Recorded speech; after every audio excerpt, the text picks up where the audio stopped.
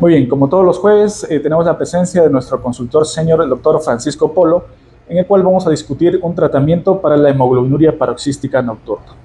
Para entender un poco de qué se trata la hemoglobinuria paroxística nocturna, vamos a pasar aquí a la pizarra para entender qué sucede con el glóbulo rojo. El glóbulo rojo en estos pacientes va a haber una mutación de tipo somática en la cual se va a perder la formación de una proteína de anclaje llamada GPI, que viene de las iniciales de glucosil-inositol fosfato. Esta proteína de anclaje permite a su vez otras proteínas se adosen a ella como CD55, CD59.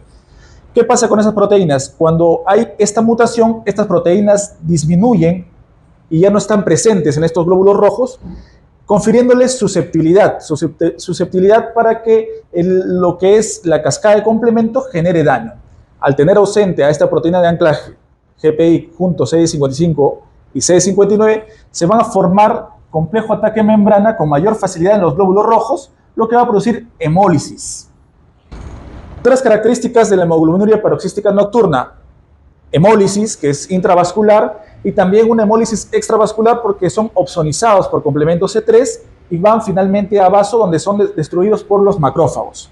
También favorece la formación de trombosis, que tiene que ver mucho con trombosis, las cuales son atípicas a nivel suprahepática, como el síndrome Buch-Chiari, y también va a generar una insuficiencia de la médula ósea, lo que genera pancitopenia en estos pacientes. Se diseñan varias estrategias de tratamiento, buscar cómo evitar esa susceptibilidad al glóbulo rojo a ser lisado o a generarse la hemólisis. Se planteó con anticuerpos monoclonales, evitando de que C5 se convierta en complejo ataque membrana. Entonces, anticuerpos monoclonales contra C5 evitaban el complejo ataque membrana. Sin embargo, faltaba la opsonización, que es la que no se evita, y entonces estos pacientes, pese a este tratamiento, siguen haciendo hemólisis crónica, por lo que se plantean nuevas estrategias de tratamiento, lo cual discutiremos con nuestro consultor. Bueno, es un paso hacia adelante en el tratamiento de la hemoglobinuria paroxística nocturna y en el tratamiento en general de enfermedades que tienen que ver con el complemento, que no solamente es la hemoglobinuria paroxística nocturna, sino también otros síndromes importantes, como por ejemplo el síndrome urémico hemolítico, como por ejemplo la glomerulopatía asociada a C3, y también una cosa interesante es la degeneración macular asociada a la edad tipo seca, que llaman genéricamente como geográfica. Vamos a referirnos así muy rápidamente a esto para aclarar más las cosas. Quizás la entidad más estudiada de las entidades asociadas al complemento, al daño del complemento, sea la hemoglobinuria paroxística nocturna, por lo que ya se ha descrito. Y hasta comienzos de este siglo, el tratamiento de elección era utilizar anticuerpos monoclonales dirigidos contra la fracción C5 del complemento. Estos eran básicamente el eculizumab y el ravulizumab. El problema de estas dos moléculas era que por un lado se administraban por vía parenteral y por otro lado tenían efecto únicamente en el 30% de los pacientes.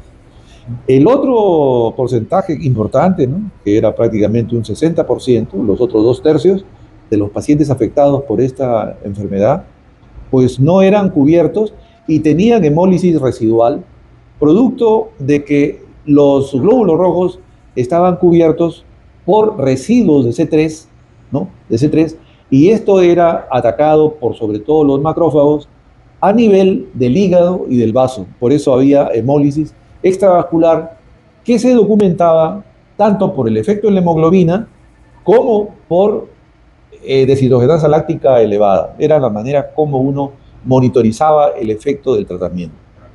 Luego vino, digamos, un momento en el cual ya el blanco no fue la facción C5, sino más bien fue la facción C3. De frente se fueron más proximal a la facción C3, con una molécula, ya no anticuerpo monoclonal, que era el pectacetacoplan, que es en realidad un derivado ciclado del ácido tidecapeptilconstatin cíclico, que inhibe, como digo, la activación de la fracción 3 del complemento. Pero aquí también el problema era de que la administración era de tipo subcutáneo y era difícil, digamos, aceptar el tratamiento por parte del paciente.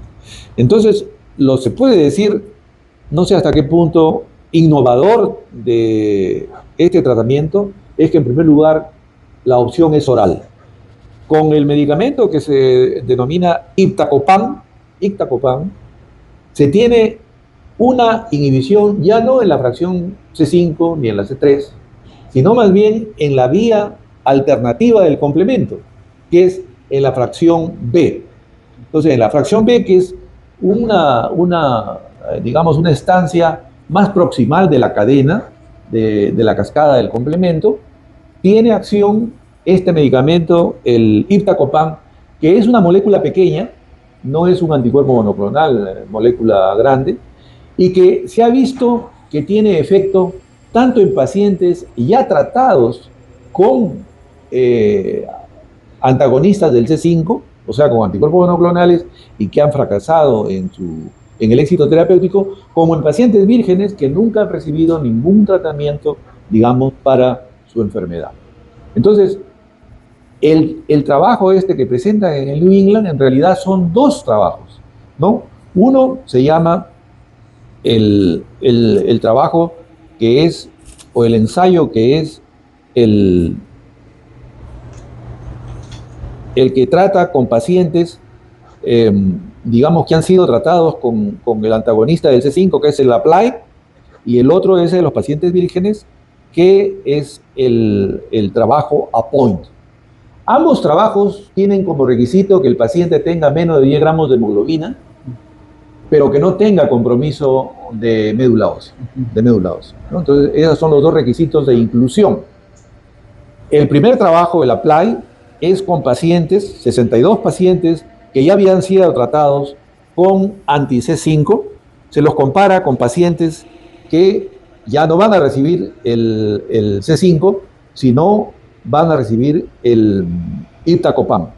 Y el otro trabajo, que es el Appoint, es 40 pacientes que reciben exclusivamente el iptacopan. Los resultados son beneficiosos en los dos grupos, tanto en el grupo de los pacientes que han recibido previamente tratamiento anti-C5 como en los que no lo han recibido. El tratamiento es adecuado. Y esto se ve con el aumento de 2 gramos de nivel basal de hemoglobina y con también la normalización de la deshidrogenasa láctica, ¿no? Que es la manera como se monitoriza la respuesta al tratamiento. El seguimiento es de 6 meses y está, digamos, para consolidar los hallazgos, el hacerlo en grupos más grandes y sobre todo le ponen como reparos que han sido ensayos abiertos, o sea, tanto no ha habido doble ceguera o doble ciego, ni ha habido enmascaramiento. Entonces se tiene que hacer un ensayo en el cual haya doble ciego. Y por otra parte, el Apply es sin grupo control, o sea, no hay con quién comparar, corre solo el medicamento.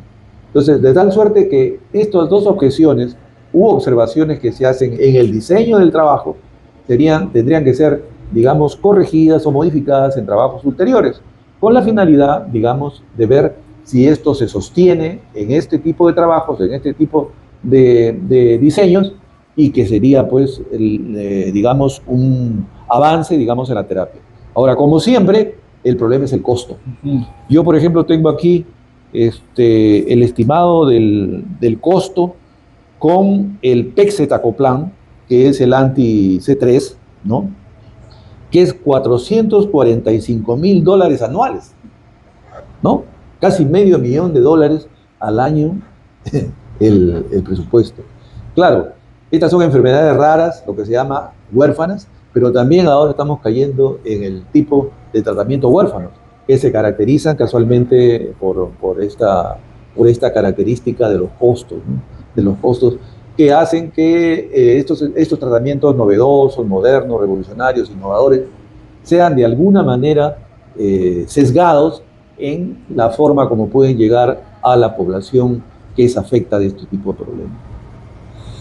Correcto, doctor. cuando uno bloquea la parte inicial del complemento, como los que sucede en esto, el complemento tiene una función que es eliminar todo tipo de agente extraño o ajeno que ingresa al cuerpo, tipo parásitos, tipo bacterias. ¿No crearía un fenómeno de inmunodeficiencia por complemento este tipo de medicamento?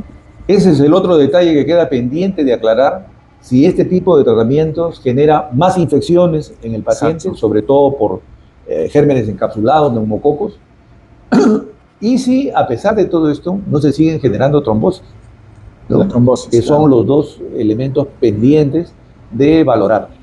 El tiempo de observación, por un lado, es relativamente corto, apenas 6 meses, y por otro lado, la muestra también es pequeña. En uno de los casos es 40 pacientes, en el otro es más o menos 30 pacientes, de tal suerte que todavía está pues en prueba, digamos, ¿no? Correcto. En prueba. El iptacopan es caro. No tengo acceso a los precios porque creo que todavía no está del todo comercializado. Claro, está en fase de... Está claro. en fase 3 todavía, Correcto. no está en fase de post-comercialización, Claro. después de una fase 4, pero entiendo yo, claro, los monoclonales es una tecnología más cara, exacto. pero mencioné el precio que tenía contra el C3 y era $500,000 anual. Claro. Sí. Y de hecho, buscar una población amplia para poder hacer estudios es difícil, siendo una enfermedad huérfana. Porque es una enfermedad huérfana, es rara su presentación. Casi la mayoría de estudios son de tipo exploratorios. Así es. Lo que sí me llamó mucho la atención, lo que mencionaba, que es decir, varias patologías en las cuales hay activación de complemento podría beneficiarse. A mí lo que me ha dado mucho la atención es en la forma seca de la degeneración macular, para la cual no había mayor alternativa. En la forma húmeda, que es la vascular, con hemorragia y qué sé yo, con edema, ahí pues la alternativa es usar anticuerpo monoclonal como el bevacizumab, dirigidos contra el factor de crecimiento endovascular, ¿no? Pero para la forma seca realmente no había. Pero este tipo de medicamentos que tienen que ver con la manipulación del complemento, de la cascada del complemento, se ha demostrado que tienen efecto, ¿no? Y con el otro se hacen inyecciones intravítreas, Exacto. ¿no? Entonces ahí el tratamiento, no sé si puedo hacer, no tengo acceso al costo, pero de repente es mucho más económico que en el caso del anticuerpo monoclonal. Claro, y sería mucho más prometedor. Así es, ¿no? Y como digo, ¿no? El espectro de estas enfermedades no solamente se circunscribe, digamos, a la proteinuria paroxística nocturna, sino también al síndrome urémico hemolítico, que es relativamente más frecuente. Claro. Las microangiopatías. Y también las nefropatías o las glomerulopatías asociadas a estrés, a tal punto que uno divide las glomerulopatías si son complementémicas o hipocomplementémicas o normocomplementémicas, ¿no? Entonces es un abordaje interesante, bastante interesante y prometedor. Muy bien.